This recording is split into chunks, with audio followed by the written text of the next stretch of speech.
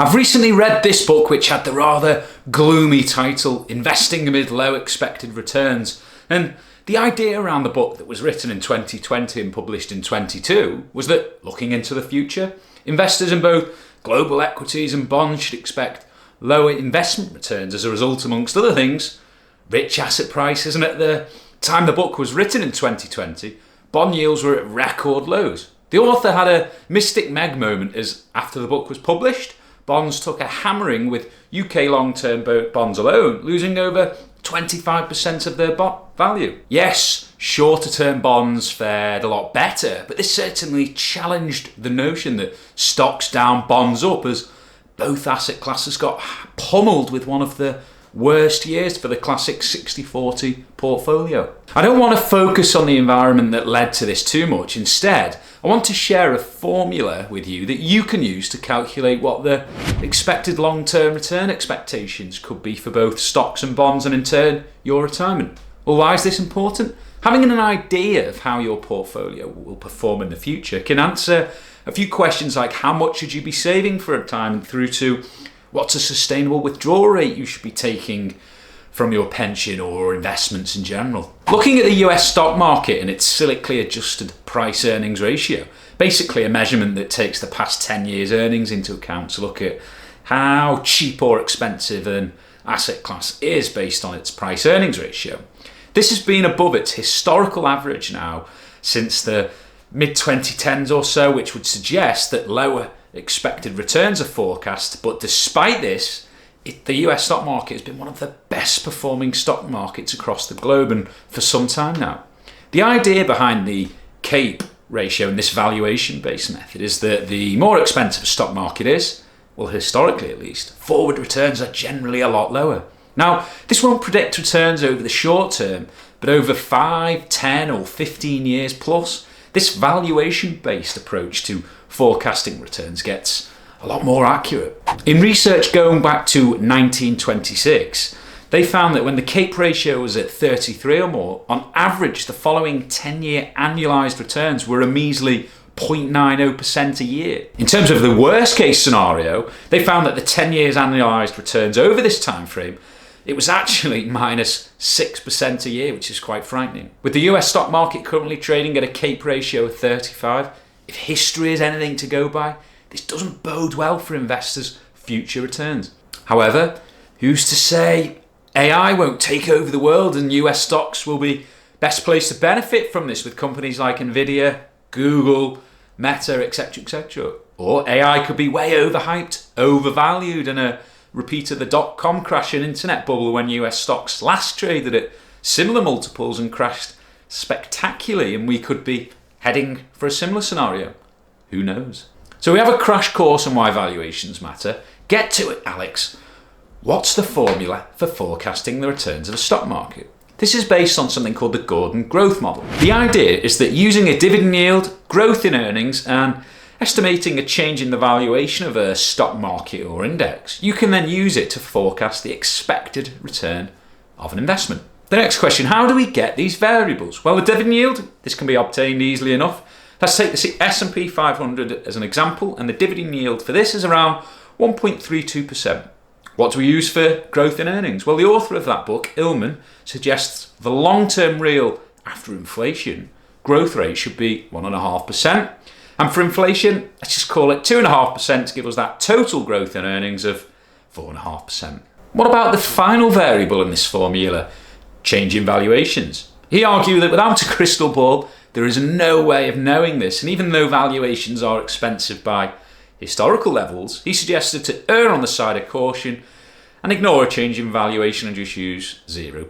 This gives us a nominal, which means before inflation, return of 5.82%. If we assume inflation is 2.5% again over the longer term, well, the long-term real return forecast would drop to a paltry 3.32%, which is a far cry really from the double-digit investment returns investors have enjoyed for the past decade or more. With the US stock market accounting for well over half of the global stock market based on market capitalization, the fortunes of the US stock market, and indeed the global stock market, don't look all that rosy. To hammer home the point again, we've assumed in this variation that there's going to be no change in valuation.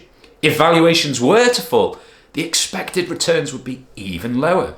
To illustrate how a change in valuation affects the performance of a stock, in 2010 the US stock market was trading on a CAPE ratio of 20. In 2020, fast forward 10 years, it had risen to 40. During this decade, the US stock market returned 14% a year. 7% of this 14%, or just half of that return, was due to an increase in valuations alone.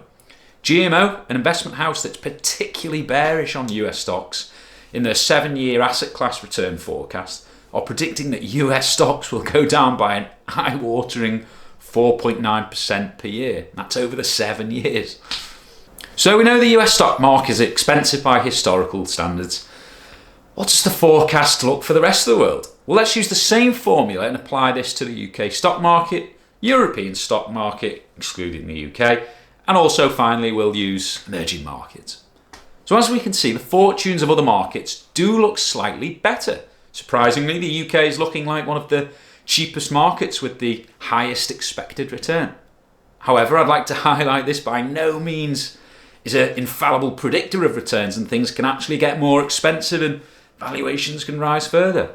There's a lot of pessimism around the UK, for example, saying it deserves a lower valuation.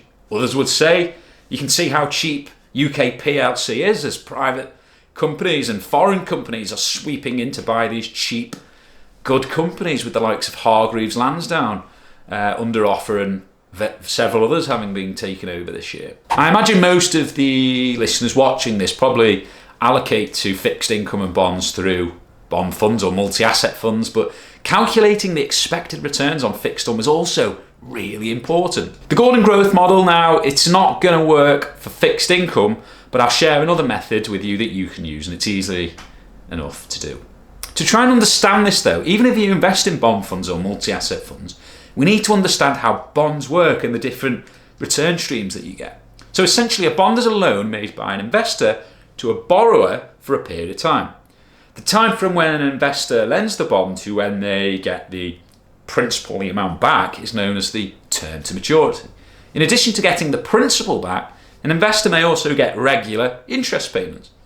So a bond can trade above or below the price at which it was issued, and the price you pay for it will affect the potential return. I know most of you are going to access fixed income through a fund, but stay with me, I'll link it back.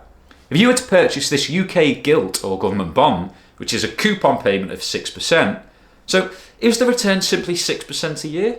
No, that's because the price at which you pay for it would be £108. At maturity in 2028, you would only get back the par value, which is £100, despite it costing you £108 to buy the bond. So the return is going to be lower than that 6%. So how can we calculate what that's going to be? A rough and ready calculation to calculate what the return on a bond fund is likely to be, assuming it's held to maturity, is called the yield to maturity, which takes into account both the coupon and also the repayment of the principal. The good news is you don't have to calculate this. Most bond funds will calculate this for you, and you'll often find it on a fact sheet, for example. To show you the expected return on fixed income, I'm going to look at funds that track the UK government bond market and also a benchmark called the Bloomberg Global Aggregated Bond, which is a benchmark for global fixed income investment grade across government and corporate bonds, which I like to just call it the global bond market for simplicity. Looking at the yield to maturity, we can see the forecast expected return on the bond market is around 3.89% per year, and for UK government bonds it's a lot better at 4.36% a year. This shows you how fixed income has become a lot more attractive and now offers a meaningful source of return and income for investors after the zero interest rate environment we found ourselves prior to COVID and since the financial crisis of 08-09. The 60-40 portfolio, 60% invested in equities and 40% in bonds, has been one of the best investment strategies in recent decades and is very popular amongst investees and retirees. Going back to 1972, you can see why it's so popular. It has compounded at 9.4% a year, which was only 1.27% a year less than the US stock market alone, despite having half the volatility and drawdowns. Using the assumptions we used earlier, what are the prospects for a global 60-40 portfolio moving forward? If we take global stocks, the expected return is 6.02% a year. For global bonds, we'll use 3.89% from earlier. So putting this together, this gives us a forecasted expected return of 5.17% a year, which is much lower than its historical average and has big implications when it comes to drawdown and how much you should be saving for retirement, and also thinking about what's a sustainable withdrawal rate. How does my return forecast compare to other institutions' thoughts on future returns? Well, it's not just me being quite somber. Several other institutions are predicting lower returns for equities over the next 7 to 10 years, as you can see on the screen now. If you want to know about an alternative to the 4% safe withdrawal rate, which may allow you to take a bit more income and still be sustainable, well, watch this video.